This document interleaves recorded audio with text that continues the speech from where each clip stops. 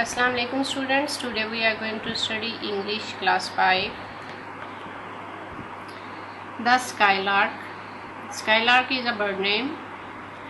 आप इसको चिड़िया भी कह सकते हैं, ठीक है. Its writer is Christina Rossetti. She was born in London and she started writing poems when she was only a teenager, right? And she became very popular in her time.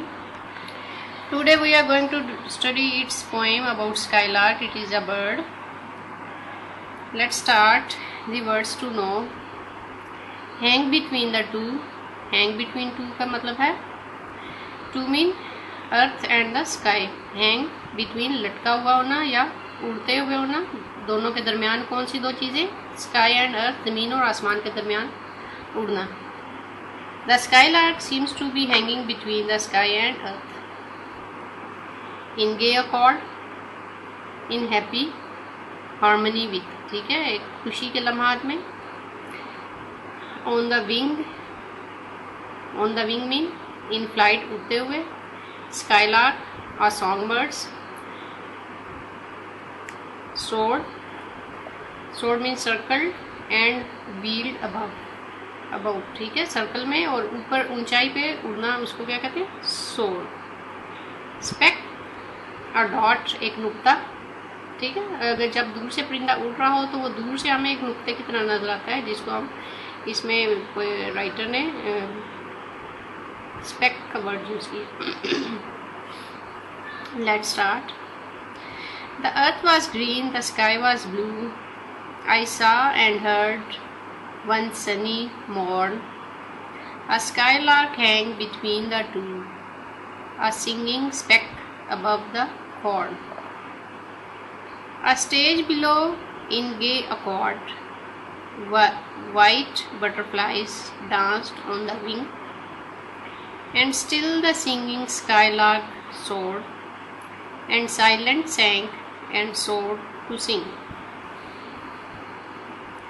The cornfield stretched a tender green to right and left beside my walk. I knew he had a nest unseen somewhere among the million stalks. And as I paused to hear his song, while swift the sunny movement slide, perhaps this made his mate sat listening long and listened longer than I did. Christina Rossetti. As you can see, this is the skylark. This is a singing bird. Let's start its translation. The earth was green, the sky was blue.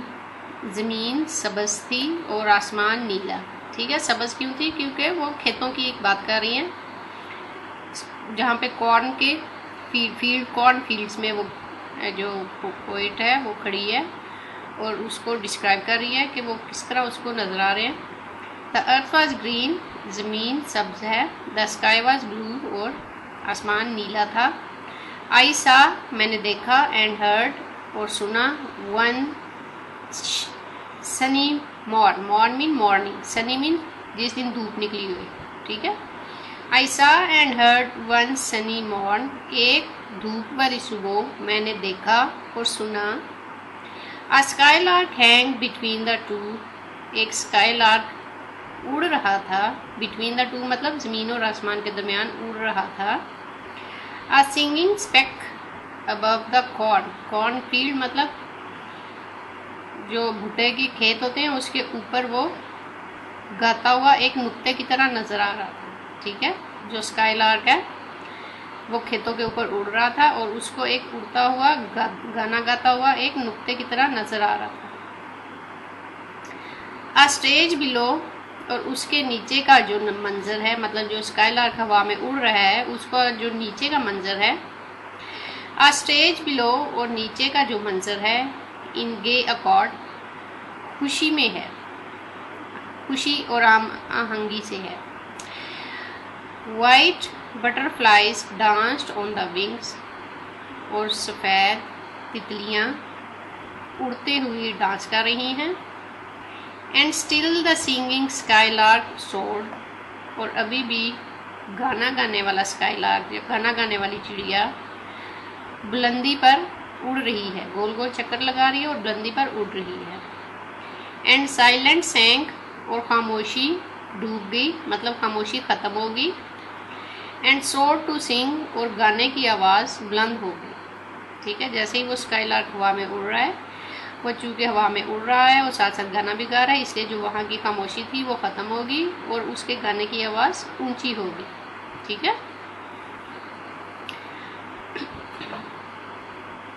The corn field stretched और tender green, tender होता है बहुत नरम घास जो होती है, green नरम, ग्रीन सब्जी। द कॉर्न फील्ड स्ट्रेच्ड और टेंडर ग्रीन, भुट्टे के जो खेत हैं वो सबज नरमी से फैले हुए हैं। To right and left beside my walk, और मेरे दाएं और बाएं जहाँ पे मैं चल रही हूँ, दाएं बाएं फैले हुए हैं। स्ट्रेच का मतलब होता है फैले हुए होना। I knew he had a nest unseen, अब वो कह रही है कि मुझे पता है उसका कहीं अनदेखा घोंसला है। किसका? उस स्काईलार्क का अनदेखा एक घोंसला है नज़दीकी के। Somewhere among the million stocks, stocks होता है तने को कहते हैं, जो नरम घास फूस होती है उसको भी स्टॉक्स कहते हैं। Somewhere among the million stocks, कहीं जो कि हज़ारों लाखों भूसे से या तने से बने हुए हैं, उसका जो घोंसला है। ठीक है। And as I passed to hear his song, और जैसे ही मैं रुकी उसका गाना सुनने के लिए, while Swift the Sunny movements slide, और धूप के या जो रोशनी के लम्हात हैं वो तेज़ी से गुजरते गए।